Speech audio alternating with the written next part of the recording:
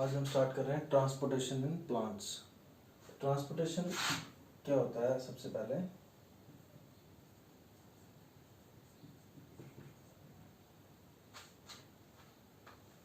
The movement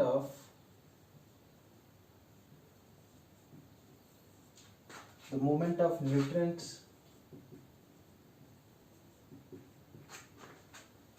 water minerals, hormones and other substances from one part of an organism to another is called transportation। ठीक है, तो क्या होता है transportation? Movement of nutrients, water, hormones या कुछ और सब्सटेंस का कुछ पार्ट से दूसरे पार्ट्स में ट्रांसपोर्ट होना। ठीक है, उसको बोलते हैं ट्रांसपोर्टेशन। ठीक है, अब प्लांट्स क्या करते हैं? कार्बन डाइऑक्साइड लेते हैं। ठीक है, प्लांट्स क्या करते हैं? Plants take carbon dioxide and some other nutrients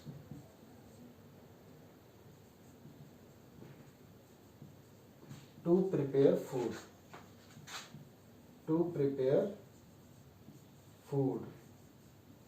ठीक है ना? क्या लेते हैं? कार्बन डाइऑक्साइड लेते हैं, वाटर लेते हैं, कुछ और चीजें लेते हैं और अपना फूड बनाते हैं by photosynthesis.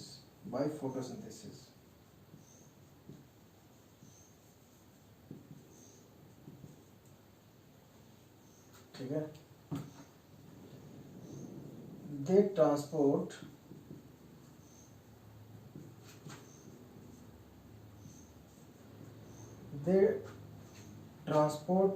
food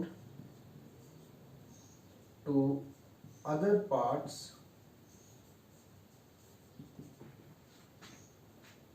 and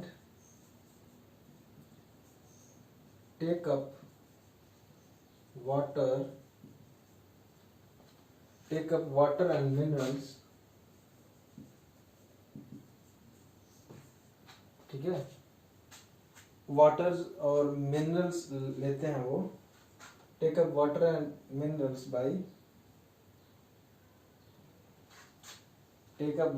minerals through roots.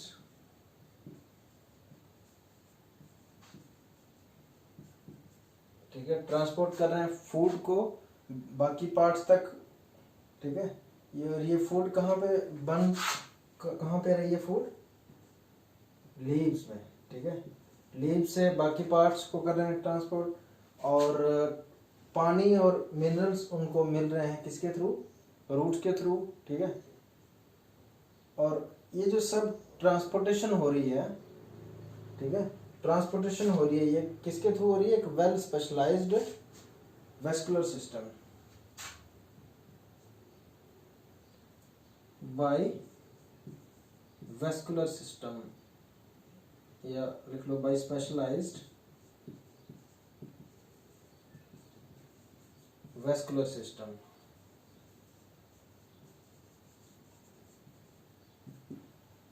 किससे हो रहा है ये सब? जो फूड बन रहा है वो बाकी पार्ट्स तक पहुंचाना, और वाटर जो प्लांट को चाहिए फूड बनाने के लिए, जो वाटर चाहिए या बाकी मिनरल्स कुछ और चाहिए, तो उनको भी ले जाया जा रहा है ऊपर किसके थ्रू? रूट्स के थ्रू। और कि सिस्टम कौन सा है? Vascular system.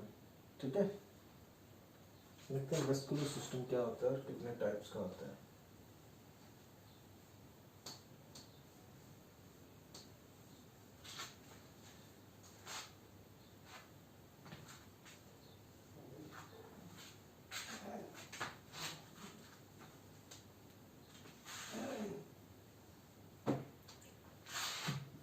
वेस्कुलर सिस्टम क्या है? जैसे ह्यूमंस में था सर्कुलेटरी सिस्टम, वैसे ही प्लांट्स में क्या है? Vascular system.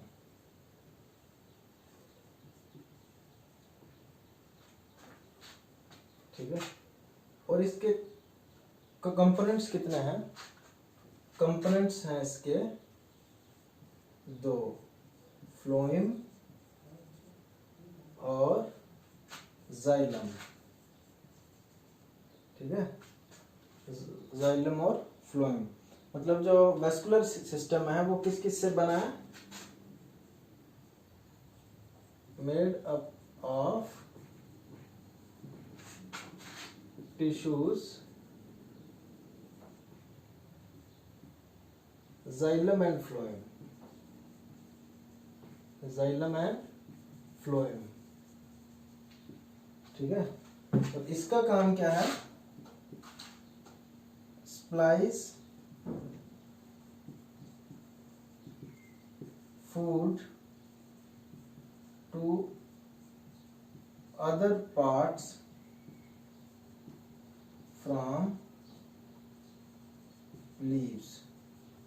लीव्स में खाना बन रहा है तो वहां से ट्रांसपोर्ट करके बाकी पार्ट्स को फूड कर रहा है सप्लाई। और इसका क्या काम है?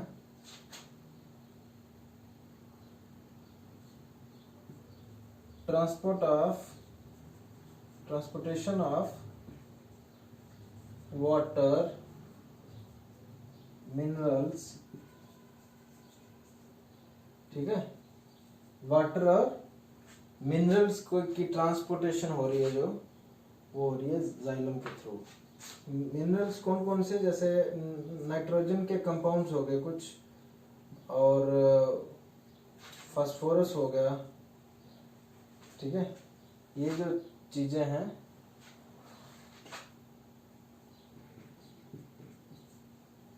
नाइट्रोजन, आयरन, तो ये जो चीजें हैं ये वाटर के थ्रू हो रही है एब्जॉर्ब। ठीक है। अब ओके, अब है कि जाइलम वाटर को और मिनरल्स को कैसे खींच रहा है। ठीक है,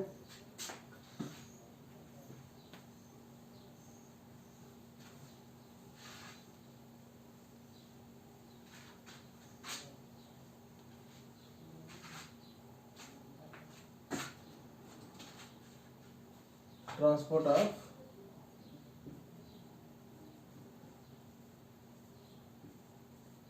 water and minerals.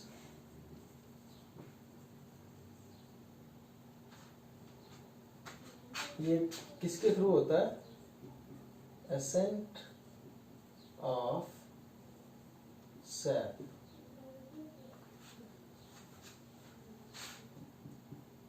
Root hairs absorb water by potential gradient।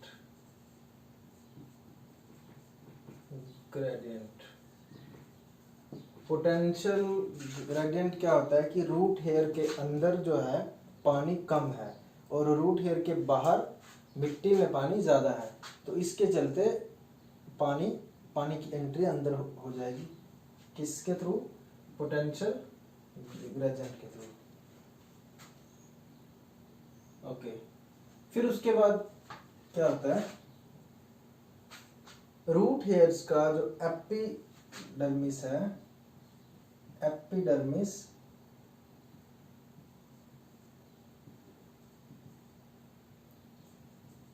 Transport या transverse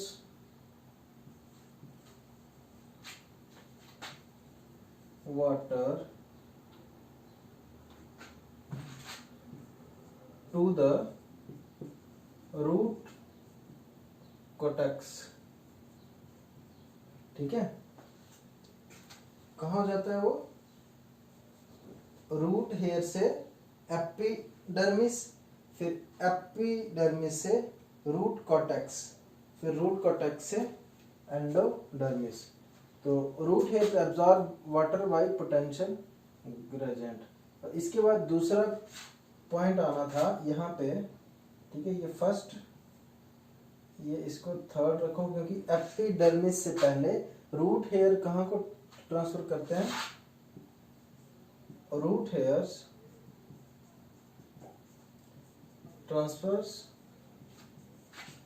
transfer water to epidermis, ठीक है। फिर एपिडर्मिस से ट्रांसपोर्ट होगा किसको, रूट कॉर्टेक्स को। फिर from root cortex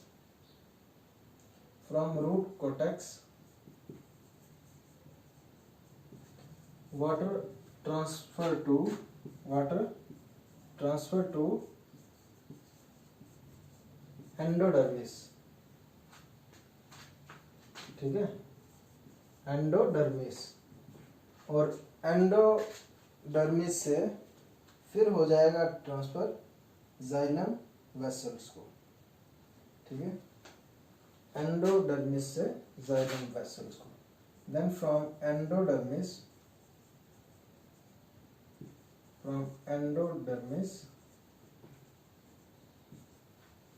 water transferred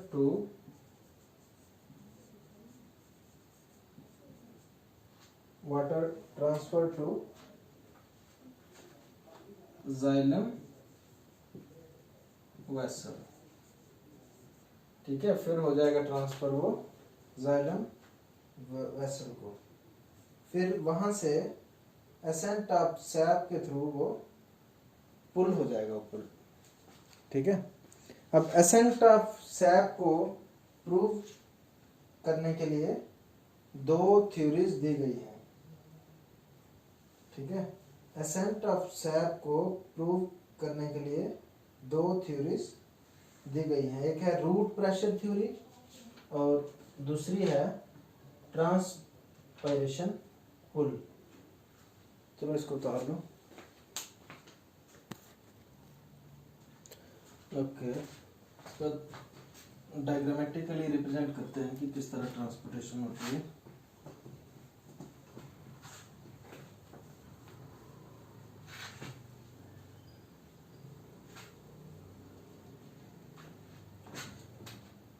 ठीक है, सपोज करो ये है रूट हेयर, ये है रूट हेयर, और इसके आसपास ये क्या है, मिट्टी के कण है। आसपास क्या है, ये है सॉइल,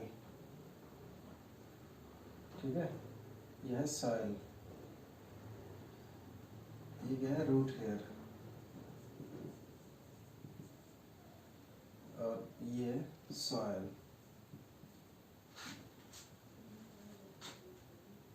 ठीक है। और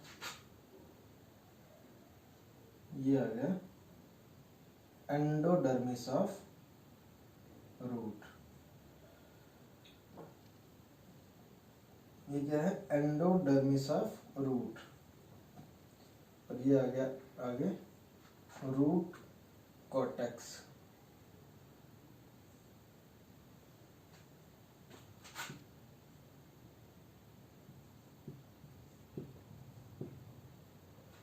ठीक है। नेक्स्ट आ गया रूट कॉर्टेक्स और उसके बाद आ गया एपिडर्मिस।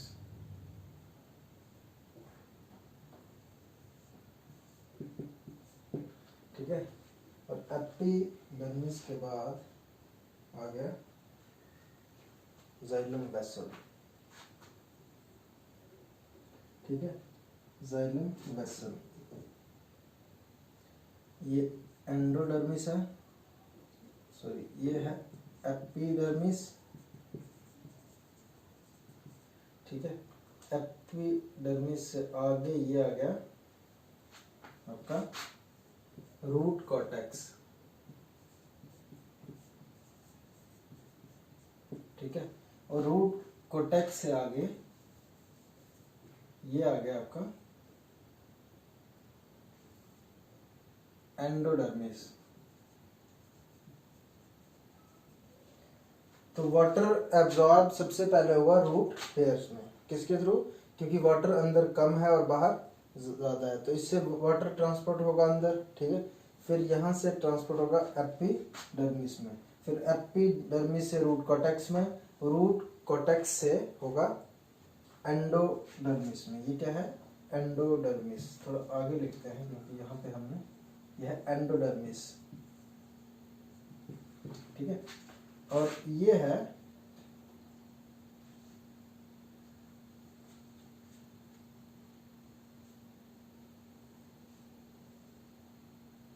ठीक है, ये है जाइलम ट्रैकिड्स वेसल्स, ठीक है। ये है जाइलम ट्रैकिड्स और वेसल्स। ये सपोज करो ये क्या है? ये लीफ है,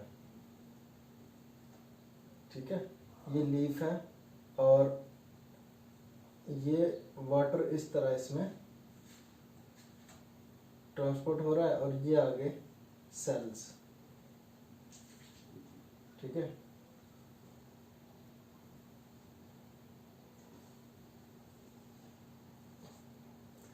और ये क्या है?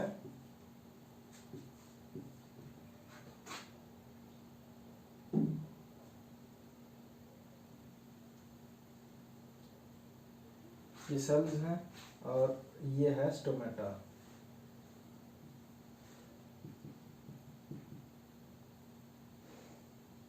ये क्या है? स्टोमेटा।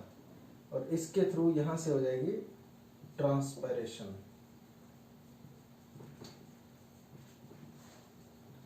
ठीक है।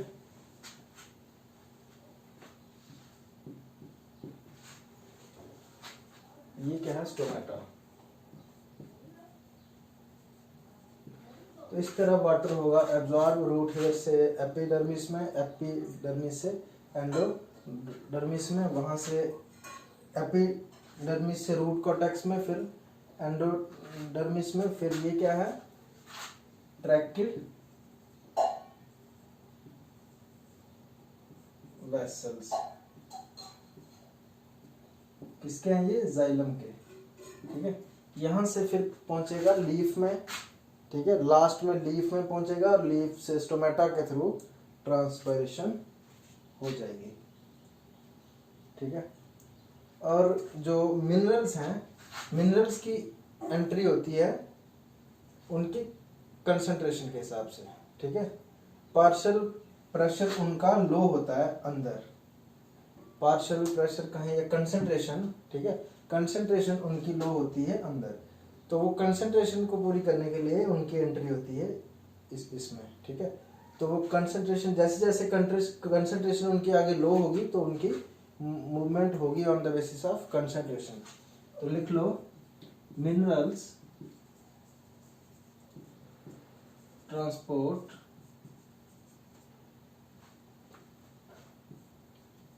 on the basis of minerals transport passively on the basis of concentration gradient, on the basis of concentration gradient, ठीक है। इस तरह मिनरल की मूवमेंट होगी, ठीक है। तो वाटर लॉस होगा फिर स्टोमेटा के थ्रू, लास्ट में इसको बोलते हैं ट्रांसपायरेशन।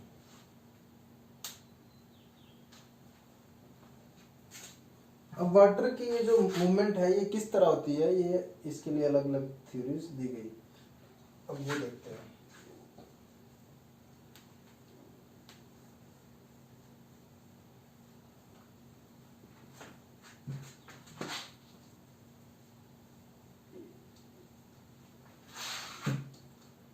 तो पहली जो की थ्योरी होती है root pressure theory, root pressure theory, ठीक है। रूट प्रेशर थ्योरी के अकॉर्डिंग, रूट प्रेशर थ्योरी के अकॉर्डिंग रूट्स वाटर करते हैं एब्जॉर्ब, ठीक है। According to root pressure theory, और roots pressure theory roots absorb water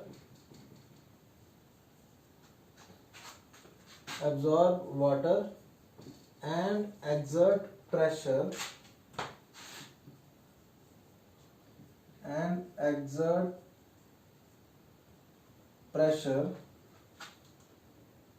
to push water upwards. ठीक है, upwards. ये क्या करते हैं, वाटर को एब्जॉर्ब करते हैं, फिर उस पे क्या रूट्स क्या करती है, प्रेशर करती है अप्लाई उस वाटर को ऊपर पुश करने के लिए. ठीक है, push water upwards. Energy used for pushing comes from various metabolic activities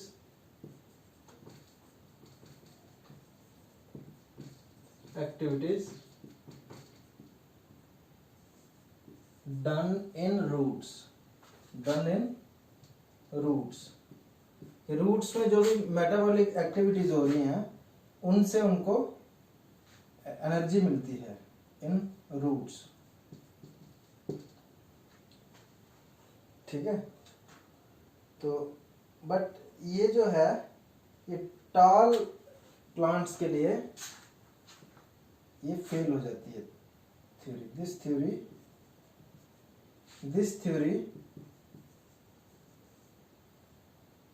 is successful for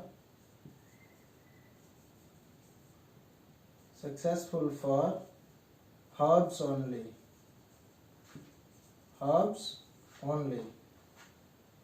It fails in case of tall plants.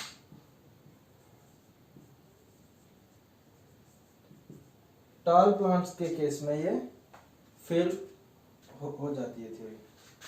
ठीक है, और इस थ्योरी की एप्लीकेशन नाइट में ज़्यादा है. दिस थ्योरी या ऐसे लिख सकते हैं कि रूट प्रेशर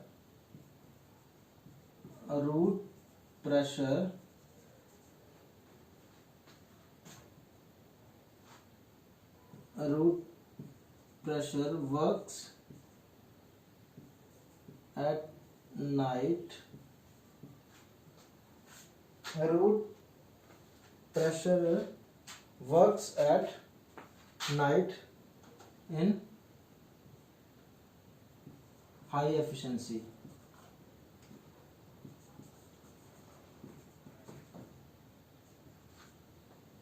नाइट पे ये ज़्यादा एफिशिएंसी पे वर्क करती है. ठीक है, रूट प्रेशर थ्योरी. तो ये रूट प्रेशर थ्योरी जो है रात में इसकी एफिशिएंसी ज़्यादा क्यों है, या ये ज़्यादा इम्पोर्टेंट इसलिए है क्योंकि रात में ट्रांसपिरेशन पुल कम वर्क करता है. ठीक है, इसलिए रूट प्रेशर थ्योरी जो है नाइट में ये ज़्यादा इम्पोर्टेंट है. ओके, अब करेंगे दूसरी थ्योरी. नेक्स्ट, वाटर की ट्रांसपोर्टेशन के लिए दूसरी थ्योरी दी गई थी, ट्रांसपायरेशन पुल.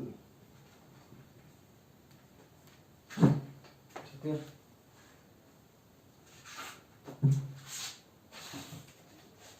ट्रांसपायरेशन पुल या कोहेजन टेंशन थ्योरी. ठीक है, ट्रांसपायरेशन पुल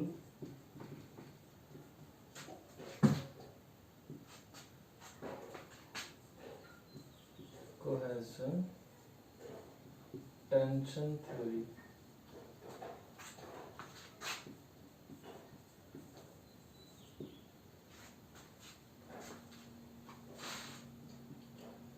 इस केस में क्या होता है कि जो ट्रांसपायरेशन होती है, वाटर लॉस होता है लीव्स के थ्रू, लीव्स का जो पार्ट्स हैं स्टोमेटा, ठीक है, स्टोमेटा से जो वाटर लॉस होता है तो उसकी वजह से एक पुल, एक खिंचाव होता है प्रोड्यूस जाइलम वेसल्स में, ठीक है, जिसकी वजह से वाटर खींचा जाता है ऊपर, ठीक है। तो transpiration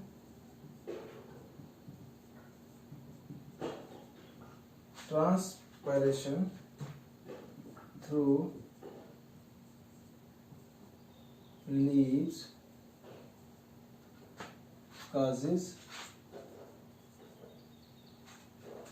causes a pull in the xylem vessel, ठीक है। जाइलम वेसल में ट्रांसपायरेशन पुल होगा क्रिएट ट्रांसपायरेशन की वजह से। Transpiration through leaves causes a pull in the xylem vessel by which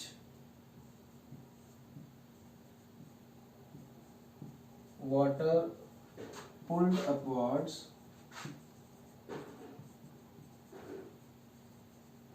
ठीक है। तो ये है ट्रांसपायरेशन पुल या कोहेजन टेंशन थ्योरी, ठीक है। कि वाटर लॉस हो रहा है, अगर वाटर लॉस हो रहा है स्टोमेटा के थ्रू, तो क्या हो रहा है कि नीचे से वाटर कॉलम जो बना हुआ है, ठीक है ना, वाटर कंटिन्यूसली जो फ्लो कर रहा है उसमें वो खींचा जाता है क्योंकि ऊपर से वाटर लॉस हो रहा है। तो वो जो वाटर खींचा जा रहा है उस पुल के थ्रू ऊपर, उसी को बोलते हैं ट्रांसपायरेशन पुल या कोहेजन टेंशन थ्योरी, ठीक है। अब है कि ट्रांसपायरेशन क्या होता है। अच्छा, और ये जो है ट्रांसपायरेशन पुल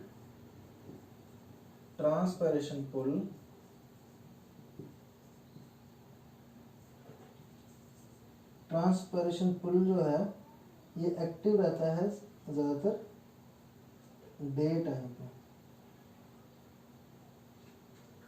ट्रांसपायरेशन पुल ज्यादातर एक्टिव रहता है डे टाइम, ठीक है। और फ्लावरिंग प्लांट्स में वेसल्स और ट्रैक्टेड कंडक्ट करते हैं मिनरल्स और वाटर। ये इन दोनों थ्योरीज के अलावा एक इंफॉर्मेशन है, ये लिख लो। in flowering plants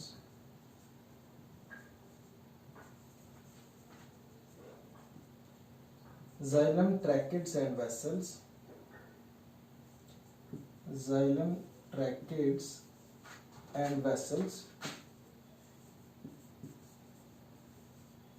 transport water and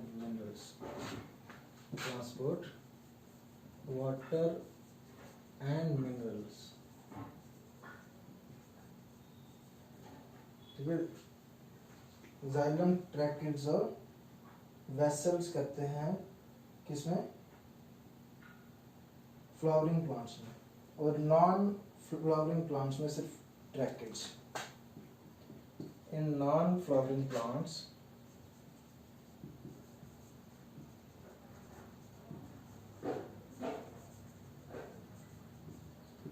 only tracheids do। Non flowering plants के केस में ट्रांसपोर्टेशन ऑफ वाटर और मिनरल्स सिर्फ ट्रैकिड्स करते हैं, ठीक है। बता लो इसको।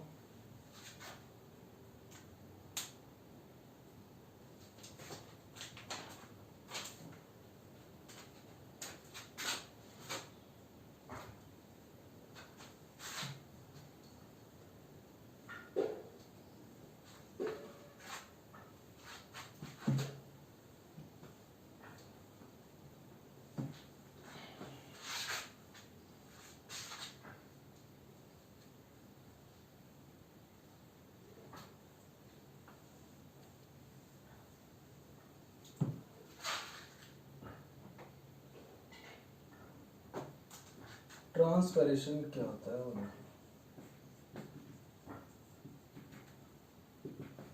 ट्रांसपैरेशन क्या होता है? लॉस ऑफ वाटर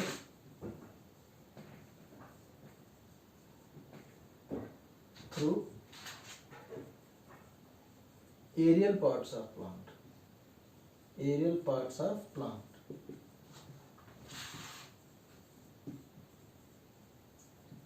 प्लांट्स के एरियल पार्ट से वाटर का लॉस होना उसको बोलते हैं ट्रांसपैरेशन। और इसी के कारण वाटर कॉलम पुल होता है ऊपर और एब्जॉर्प्शन अकर्स एट रूट्स। ठीक है। 90% जो ट्रांसपैरेशन है वो होता है किसके थ्रू? स्टोमेटा के थ्रू। 80 to 90% of transpiration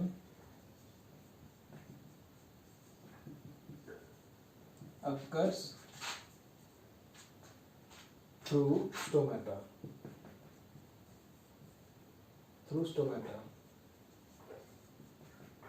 ठीक है। और जो रिमेनिंग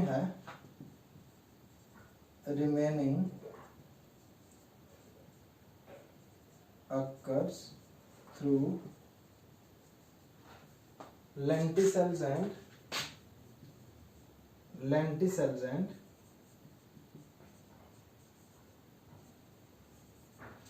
रिमेनिंग जो है वो किससे होता है? Remaining occurs through lenticels and एक और पार्ट है क्यूटिकल। lenticels and cuticle. ठीक है। रिमेनिंग इससे होता है। Next function of transpiration. Transpiration का फंक्शन क्या है?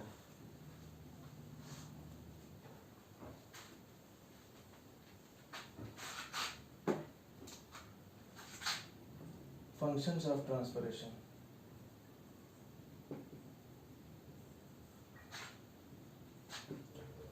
फंक्शंस क्या हैं इसके? एक तो ट्रांसपोर्टेशन ऑफ वाटर,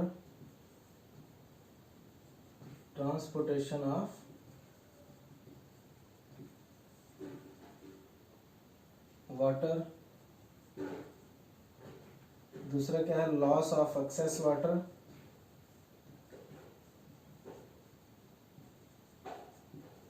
ठीक है। और क्या है कि अगर हवा में वाटर ये फेंक रहे हैं, ठीक है, तो उससे क्या होगा? हवा ठंडी हो जाएगी। ठीक है। Lower temperature of environment.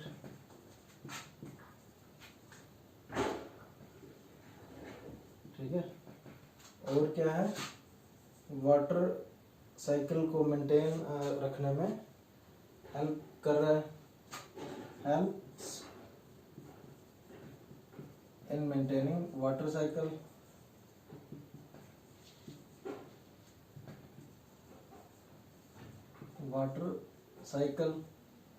और ट्रांसपायरेशन के थ्रू वाटर अगर ऊपर आ रहा है तो वो अपने साथ क्या ला रहा है? कुछ मिनरल्स भी आ रहे हैं उसके साथ, है ना।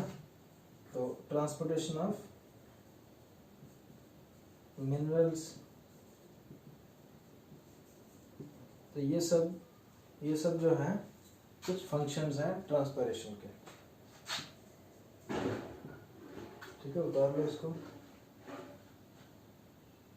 अब नेक्स्ट देखेंगे transportation of food and other substances.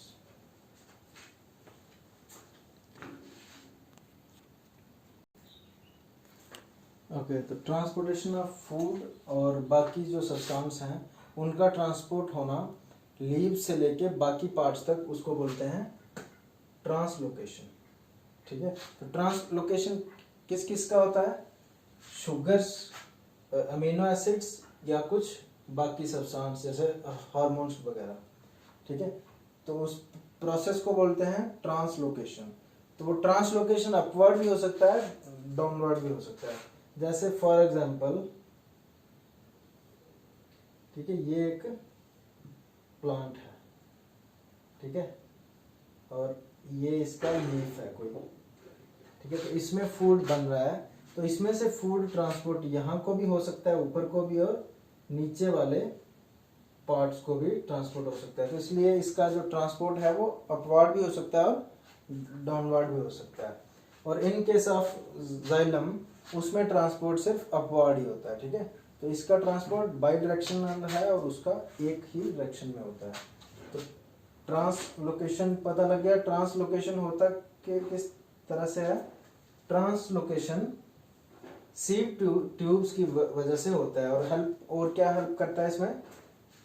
Adjacent companion cells, ठीक है।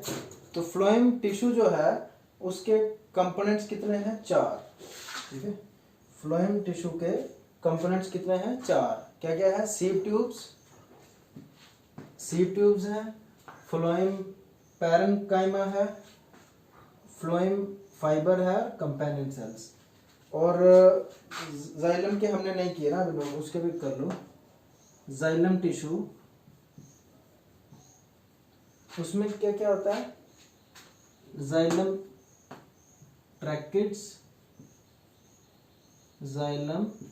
ट्रैकिड्स, ठीक है। जाइलम पैरेन्काइमा भी होता है, जाइलम पैरेन्काइमा, ठीक है। और क्या होता है? जाइलम वेसल्स, ये जाइलम फाइबर्स लिख लो पहले, जाइलम फाइबर्स और जाइलम वेसल्स।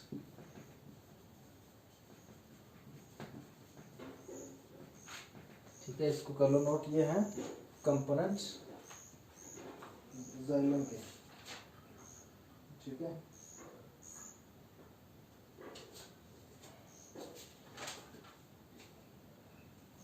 अब फ्लोएम टिश्यू का स्ट्रक्चर देखेंगे और मैकेनिज्म देखेंगे इसका कि ट्रांसलोकेशन किस तरह से होता है।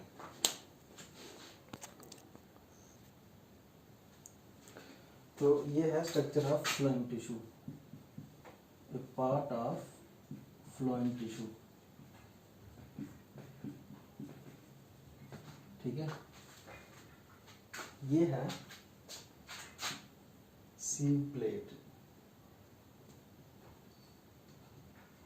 ठीक है। और ये हैं, ये और ये दोनों, ये क्या है? कंपेनियन सेल्स, ठीक है। और ये है जाइलम, ये है फ्लोएम पैरेन्काइमा,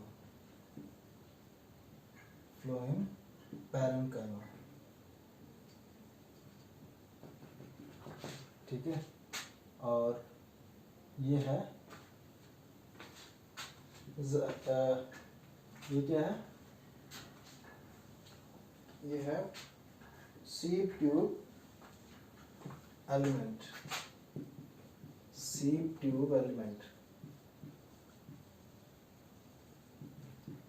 ठीक है। तो ये था structure of A part of phloem tissue. अब पढ़ेंगे मैकेनिज्म ऑफ ट्रांसलोकेशन।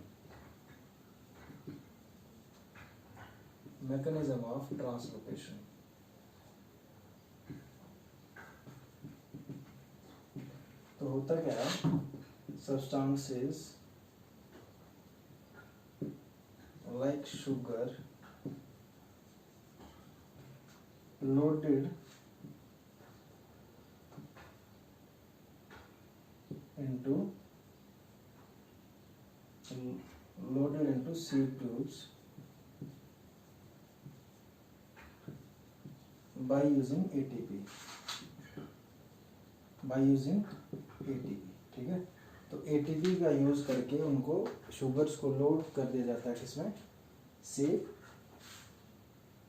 ट्यूब्स में, ठीक है।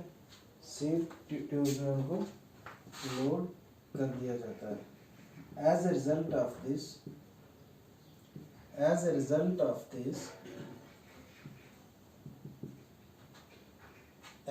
of this osmotic pressure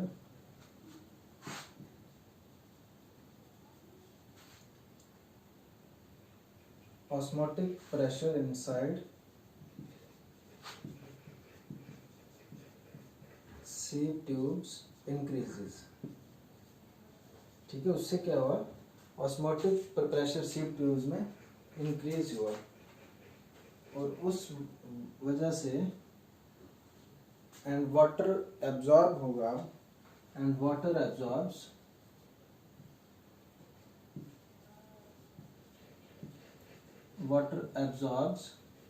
bye osmosis के थ्रू वाटर एब्जॉर्ब हो जाएगा, क्योंकि जो ऑस्मोटिक प्रेशर है वो ट्यूब के अंदर ज़्यादा हो गया and water absorbs by osmosis.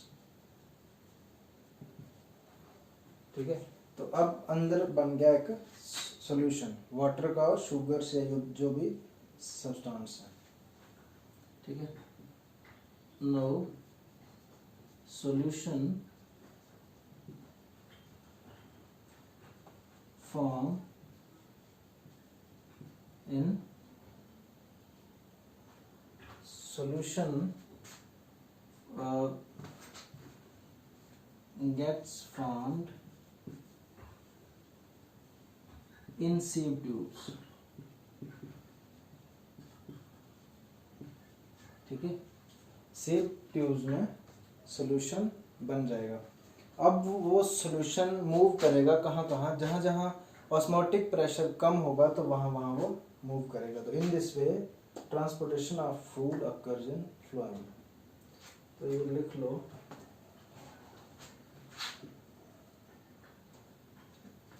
solution move where osmotic pressure is low। Osmotic pressure is low। In this way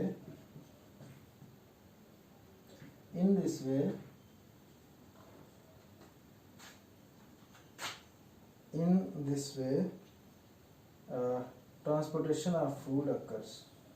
Transportation of food through phloem occurs। ठीक है, इस तरह से ट्रांसपोर्टेशन होता है फूड।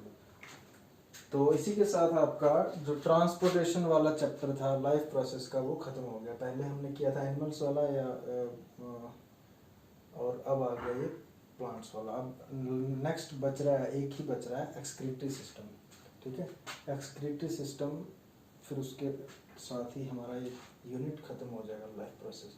तो ज़्यादा घबराने की ज़रूरत नहीं है। आपको लग रहा होगा कि लाइफ प्रोसेस बहुत बड़ा है, तो लाइफ प्रोसेस बड़ा इसलिए है कि आदि बायो जो है वो इसी में डाल दी है, ह्यूमन फिजियोलॉजी पूरी इसी में दे दी है, तो इसलिए ये लेंथी है। आगे कुछ नहीं है इतना लंबा चैप्टर, आगे कंट्रोल एंड कोऑर्डिनेशन है, तो वो है थोड़ा सा, पर इसके कंपैरिजन में बहुत छोटा है वो भी। ठीक है, इसके कंपैरिजन में बहुत ही छोटा है और बाकी सब छोटे हैं। लगा लो कि लगभग आधी बायो इसमें है, आपकी 10th की आधी बायो लाइफ प्रोसेस में है, पूरी ह्यूमन फिजियोलॉजी है इसमें। ठीक है।